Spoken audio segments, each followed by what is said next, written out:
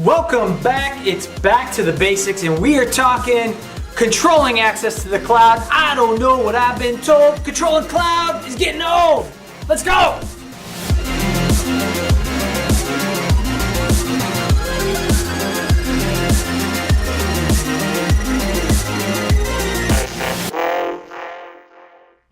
Welcome back. We are talking controlling access to the cloud.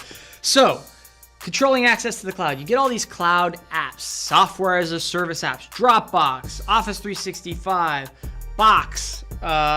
There's a bunch of other ones. But anyway, those are the three that I know off the top of my head, so that's what I'm going with.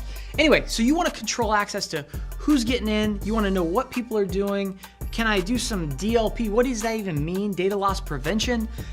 Things like that. I want to know some anomaly detection. Is the user taking all my data? Do I have some malware doing something on my cloud?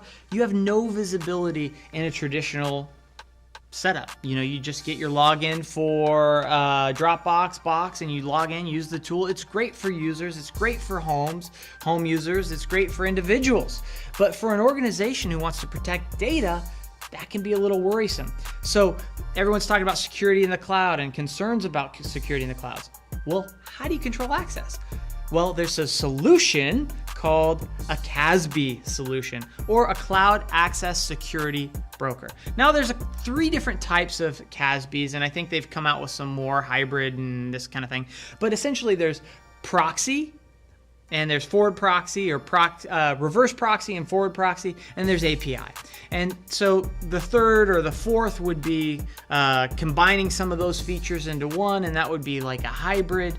But essentially, you can use the API of like Dropbox, Box to track what users are doing.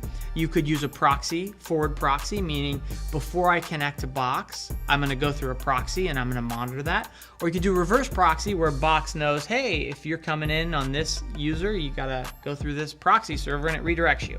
So those are the three mechanisms for a Cloud Access Security Broker. So what does it do? What does a CASB do? Well, it provides visibility, compliance, data security, and threat prevention.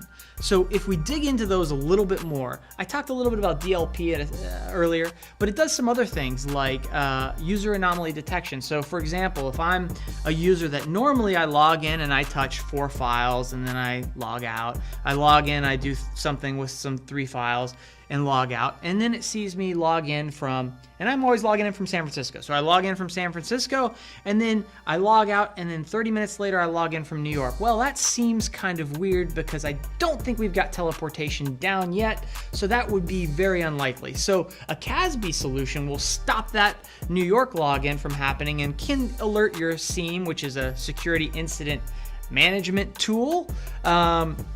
So it could do that, and it could prevent the login. So that's some of the, I guess you'd say, intelligence and security intelligence that a CASB solution brings to your cloud offerings. There's other things like SSO, which is single sign-on capabilities, which allow you to control how a user logs into a particular web application. So for example, Box, Office 365, things like that.